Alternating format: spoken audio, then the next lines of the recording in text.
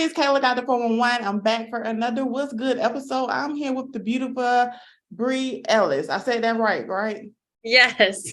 Yeah, I'm so excited to have you on. I actually went on your website and I was going through a whole tunnel of your two singles and kind of reading your background and your story.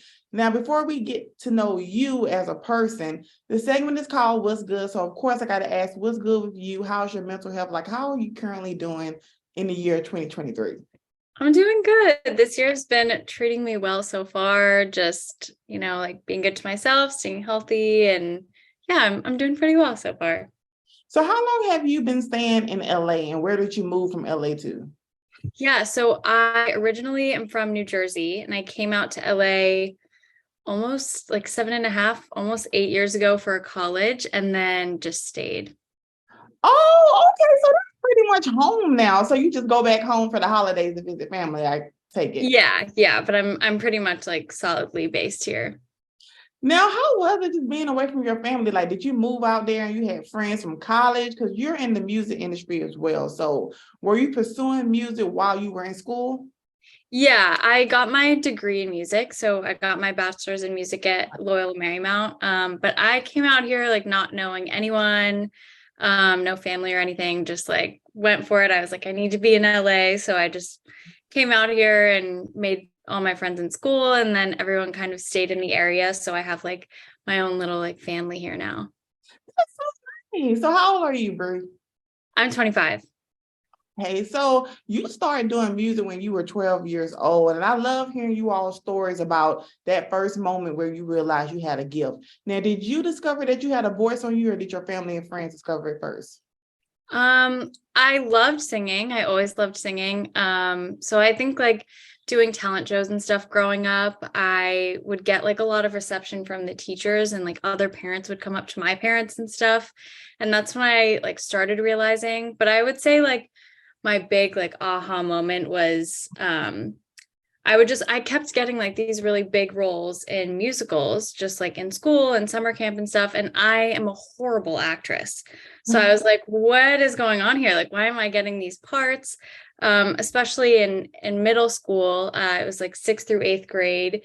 And they would put on like one musical. So one year it was Grease when I was in 6th grade and I like got the lead of Sandy. And I remember my teacher telling me, this is like the first time in the history of the school that a 6th grader's gotten the lead. And I think that was when I was like, okay, like I know I'm good, but Pretty maybe good. this could be like great. You know what I mean? Mhm. The teachers can always see something in you before you see it in yourself. And I'm a mom, and I always tell my daughter, like, when you go to college, like, you may need one of those teachers for your college recommendation. Teachers always see something, the star in you before you do. So I take it maybe one day you're gonna, have your Grammy. I'm real big on manifestation. You're gonna win your Grammy, and your sixth grade teacher is going to be on the news, e-news, talking about that great role that you had when you was in sixth grade. So I like to manifest those things. And let's take it back to your parents. So you being that young, having a voice on you, everybody saw your talent. Like, were they supportive? That did you realize, okay, I want to grow up to be a singer, or you just didn't know yet? Yeah, they are huge supporters. I think at first I started like songwriting when I was really younger. And they were really supportive in like getting me in like these little studios when I was like 12 and 13 to record my songs. So they were always just like really supportive of the songwriting. And then I think the singing kind of came along with the songwriting because we needed someone to like record the vocals. And so those kind of ended up going hand in hand. But for a long time, I really just thought like songwriting was my thing. But they've always been like really supportive of me and just like always have been happy for me and throwing me in piano lessons and voice lessons and songwriting lessons. So yeah, I'm really fortunate for them. I love that. And also, your seems like your first love was writing and creating stories with music. I read that you like to use your music as storytelling. A lot of artists there are a lot of ghostwriters and songwriters who can't sing, but they're great writers. So I'm pretty sure you're in LA. There are a lot of them who are great writers, but they can't sing. So you've been blessed to be able to sing and be able to write your own music. Now you auditioned for the X Factor. Now You already said that you were doing plays and you was doing talent shows. So by the time you actually auditioned for X Factor, were you nervous? Like, what was the whole process? Yeah, it was really crazy. And that was like another way that my parents were insanely supportive. We had to drive out to this huge like Prudential Center back in New Jersey and wait in the like rain and the cold for hours and hours just to like get in and get a wristband. And then the next day we had to come back, wait for like 5 or 6 hours in the rain. And it was brutal. And then eventually once we got in, it's like the whole stadium fills up and they call you down by sections. And then down in the middle, they have like these little booths set up. And so there's like music producers or just like music executives in each booth. And so you'd go to each, like to one at a time. And then you would either get a yes or a no. So that was really crazy. I remember we were sitting, our section was by the no door, and there were just like hundreds of people getting no's. And you would hear like every once in a while people cheering at the yes door, but it was getting a little intimidating, especially as like a 12-year-old. I was like, this is, not going to happen for me. And then I ended up going down and getting through, and it was just like a really crazy experience. That was another moment that I realized like, okay, this could really be something for me. Oh my God, so you got through. So are there particular, because there was someone else on this show and she did American Idol and she talked about similar experience to what you went through where like, think she sing like maybe 5 to 10 seconds. They're like, yes, no, yes, no. So yeah. you got through. Yeah, I got through, but I didn't make it through to the like top 100 where they like show you on TV or anything, but I still have my little golden ticket. And, being that young, it was definitely like an awakening for me of like, okay, once my voice like develops, once I hit puberty, maybe like this could be a thing. So, but yeah, it was a great experience, but I probably wouldn't do it again because it was very draining. Yeah, you know what? I'm so glad you said it. That actually lined into my next question perfectly. Like, was it discouraging, or did you look at it, or now that you're older, you look at it like, okay, I learned something from it? Yeah, I would say like because I was so young, it was encouraging for me. But I think like for people who aren't kids that are trying out for it, it can be kind of discouraging. And I think that like it's not necessarily a determiner for success. Like there's artists like Lana Del Rey, who she was told that her voice was too weird by a lot of people. And then eventually she, found the right producer, and now she is, so famous for her unique sound. So I think that like some competition shows don't see that like special sparkle that could actually be, like a star powered thing. So many of you all, I mean, they can only pick so many. So many stars are just walking out the door. And Exactly. almost most of these stars today were on some type of talent show. Yeah. And I think that's so amazing. And a lot of them didn't even win. So I think it says a lot about, these shows are kind of used to your advantage if you are. I don't even know, do they still do shows like that anymore? I don't even know. I mean, I haven't really been watching any, but I remember I used to love like American Idol as a kid, but I don't really watch any anymore. Yeah.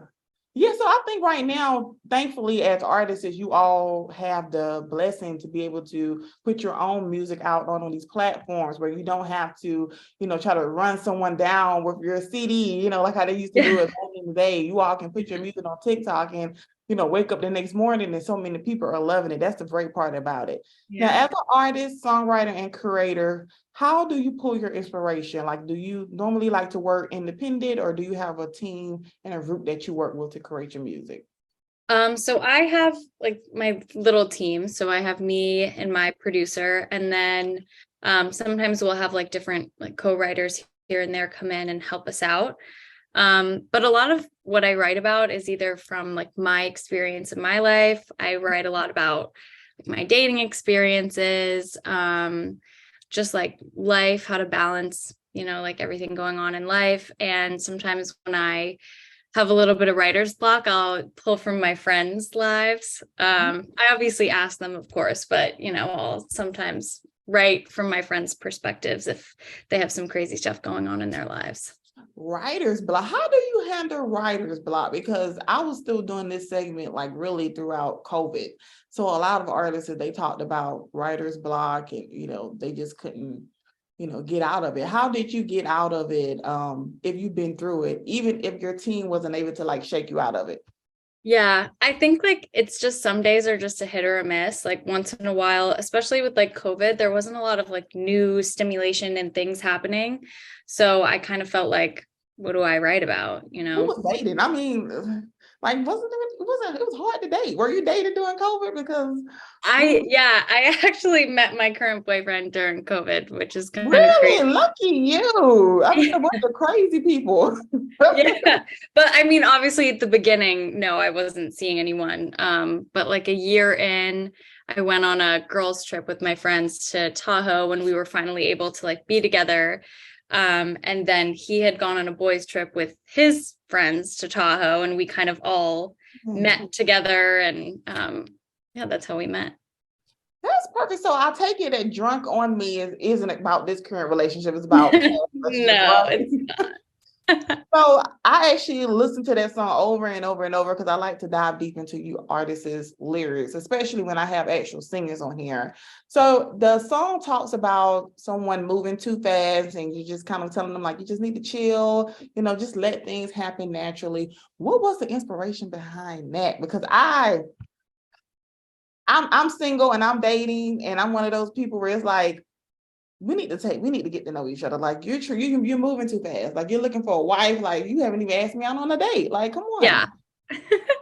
Yeah, it was this guy, we went on a couple dates. And yeah, he was just like way too into it. I mean, not that I don't like games or anything, but it was like after the first date, he was talking about like marriage, and he Oh, like was texting me every day. If I didn't respond for an hour, he would like blow up my phone. Like, oh no, he's the throwback, the bugaboo. Oh, yeah, it was not cute. So yeah, ended up stopping talking to him, but it was just what I was going through at the time. And I went into the studio like 2 days after I'd ended it with him, and I was like, I'm right about this. how do guys react to songs being written about them? Because we know Taylor Swift is like kind of the GOAT when it comes to writing a song about you. So Yeah. how do exes ever like hit you up on social media, but like, was that song about me, or you just got them all blocked? Well, I don't think he knows this one. I don't think he knows it's about him, and I think we'll keep it that way. I don't think he'll ever know, but I know like some people that I've written songs about are usually flattered. But then again, I don't ever show anyone a song that I've written about them if it's not flattering. And even listening to the two songs that you have out, I feel like you really uh a really skilled songwriter can tell a story where it can be about anybody, Right. the way you structure your words, your verses, and your chorus, like it's a song that can be relatable to anybody. Like even a guy can listen to the song and it can be about a woman that he's dating who's, keeps hitting him up. So I think that it works out well, the fact that you're a talented writer. Now, being in LA, you are a woman in this industry and you're very talented and beautiful. Like, how do you stay grounded? Because, there is a dark side to this industry when you're trying to network, when people want to work with you. Like, how do you stay grounded and safe? And what advice would you give to other young women who want to get into the music industry and move to LA? Yeah. I mean, it's no secret the music industry definitely has some shady characters. But I think what's really helped me is just being surrounded by the right people. And my producer, Synematik, has always made sure that he puts the best people in the room, that fosters like a really comfortable and positive environment. And I also just think like being aware and almost like discreet with what you share with people that you don't really know very well that are in the industry. Yeah, like when I meet a lot of people in the industry, I don't tend to share like too much personal information just because some people can be a little seedy. But in general, I think if you just find like the right people, there are really great people in the music industry, and if you surround yourself with them, then I haven't had any really bad situations come about yet, thankfully. But yeah, I would just say just the people that you surround yourself with is huge. And you talked about your producer as well, how he's, he will put you in the room with somebody who he knows and he can trust. Now, your producer, he's Grammy nominated, right? Or Grammy, already won a Grammy. He won a Grammy last year. Yeah. Wow, that's amazing. Now, how did you meet your producer? Because I've had a lot of producers on this show, and they are really the heart of a lot of these songs. They don't always get the credit that they deserve. Oh, yeah. A lot of artists, they will get their big break and just forget about the producer that believed in them. So how did you all meet, and what are you all relationship? Like, how supportive has he been with you? Yeah, we actually met like 3 or maybe even 4 years ago. Back when I was in school, I had this project for a class, and I had to reach out to somebody in the industry that I wanted to be in and do like an informational interview. So I reached out to him on LinkedIn, and I found out later that he like never checks LinkedIn. Yeah, and he was like, I'm just going to respond to one like today, and it happened to be mine. And so we got on the phone and we were just talking about what he does. And it came out that, I record music and I'm a songwriter. And he was like, why don't you come into the studio and I'll show you like what it's all about. So came in, ended up showing him some of the stuff that I recorded back in high school and middle school. And yeah, the rest is history. We started working together, and we've, become friends. And Look at LinkedIn. I know, how crazy is that? Wow. I know a lot of people. I have a LinkedIn, but I don't think I utilize it the way I should. Like, this is so simple, because so many artists are like, hey, they want to get their music in the person's right hand. But when you go on LinkedIn, it can be kind of discouraging when you see they have like 500,000 people already following them. So did you actually attach a song? Like, how did you start it off so that people who are watching, they could be like, okay, let me take notes? Yeah, honestly, I feel like part of it was a little bit of luck, the fact that he just happened to answer mine. But I mean, I just started with saying like, I'd love to learn a little bit more about what you do and more about the industry. And he was happy to talk to me about that. And, I let him know that I also like have some music, and if he ever wants to hear it, a shameless plug. And he was interested in hearing it, and it was good, and he liked it. And yeah. And you know what? Even by you saying that, I think he's a creative. I think he's a producer. So somebody reaching out to actually get to know him and what he loves to do, that probably sparked his interest, instead of so many people who are probably in his LinkedIn like, hey, I want to work with you. Hey, just clout chasing. You was actually intrigued and getting to know him and what he does. So that's a good note. So we're going to take a moment. This is something I do in the middle of the interview to kind of chill and have fun, but I'm going to ask you a series of questions. Some are going to be either or. You just pick either or you just finish this thing. This is just kind of get to know you better, okay? Okay. So the first one is FaceTime or text? FaceTime, definitely. Really? So you're okay with somebody like just FaceTime you in the middle of the day? Oh yeah, I'd prefer it. I hate like being on my phone and texting all the time. So I'm just like, just call me. We can get it sorted and done. And then I put my phone away. Wow. So you mean business or like personal, like a friend, like somebody you just I mean, met? I would say more personal, like, Okay. because I'm not always looking cute. So if it's a business call, maybe text, Okay, got it. Next, takeout or home cooked? I love to cook, so I'll say cook. Okay, cool. See, look, I think I've had this misconception. I think TikTok has ruined my misconception of people in LA, because they make it seem like they don't cook and they just go to do takeout every day. So what are the things that you like to cook? Well, I love to bake. That's like my big thing. So like cakes, and I just made this like apple bourbon cake with like a cream cheese frosting. It was so good. Oh, that's so good. Yeah, but I love to bake, and then just like really anything. I always like to change it up. I get a lot of recipes from TikTok and just kind of like change them into my own thing. Like, who needs a cookbook when you got TikTok? Like, I know. I was in Trader Joe's because of TikTok, and I spent $100 only because of TikTok. Like, that's ridiculous. Next, R&B or pop? That's a hard so one. hard. Yeah, it depends on my mood. I would say I listen to more R&B though. Okay, I'm in a pop mood. I feel like R&B makes me feel sad. Yeah, see, like if I'm excited to go somewhere, if I'm pumping up, I'm on my way to the Yeah. gym, then I'll definitely have pop on. But if I'm just like chilling at my house, doing some work, then I'll have R&B on. And are there any like particular artists that's kind of like your go-to and also inspire you as an artist? Yeah, definitely. I would say Amber Mark is like my idol at the moment. I don't know if you've heard of her.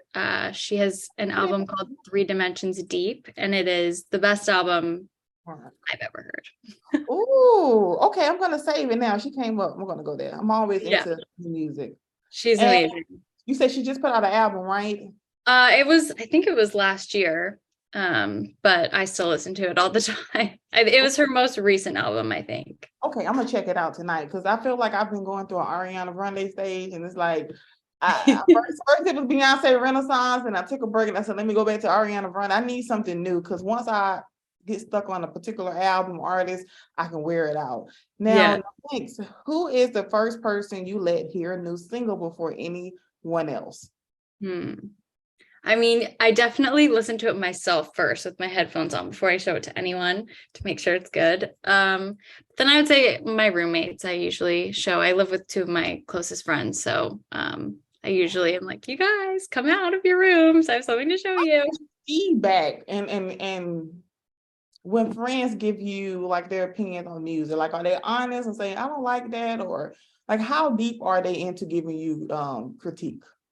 I definitely have certain friends that will be a little more brutal about it. And I have, some friends that will be sweet about it.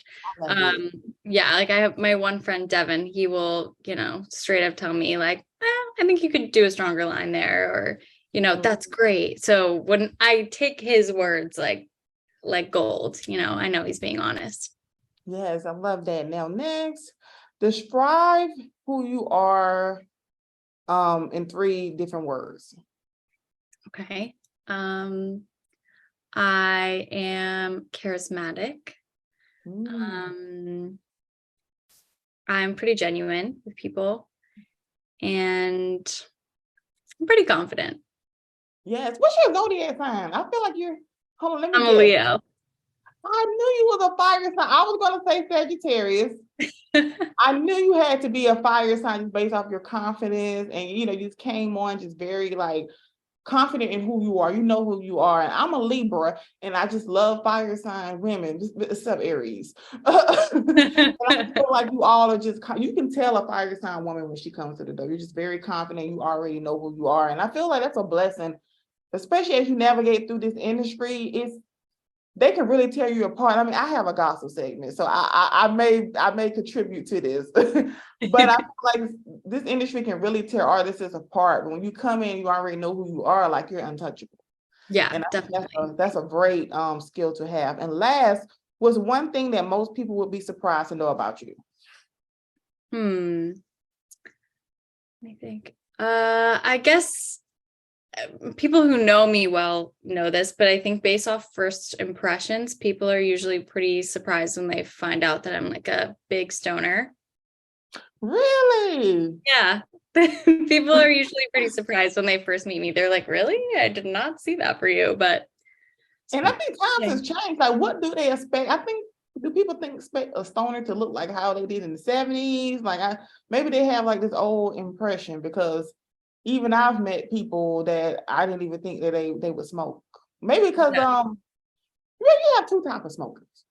Yeah, I think maybe it's that. You have those ones where like as soon as you give them a hug, you smell it. Like, Yeah. then you have those ones that like they go to work, they function, they do what they have to do, and they come home and chill, and they have one. Yeah, that's like me.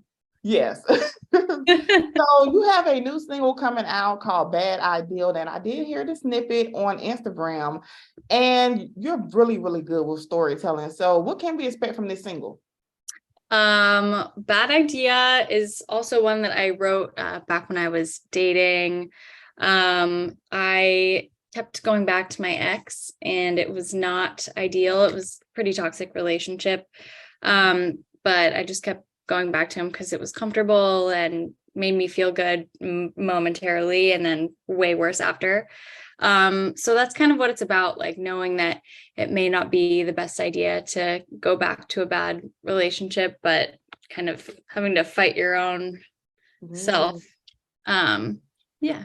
Yeah, I know the feeling of that. It's kind of like, do you think that sometimes, especially us as girls, we go back because of the what if? Like nothing. I feel like it's always like no woman wants to get on social media and like that guy that they had, all of a sudden he's married, he's a Yeah. billionaire, and they have 2 kids and a dog. So you kind of go back there to see like what if, but in reality, you already know it's nothing there.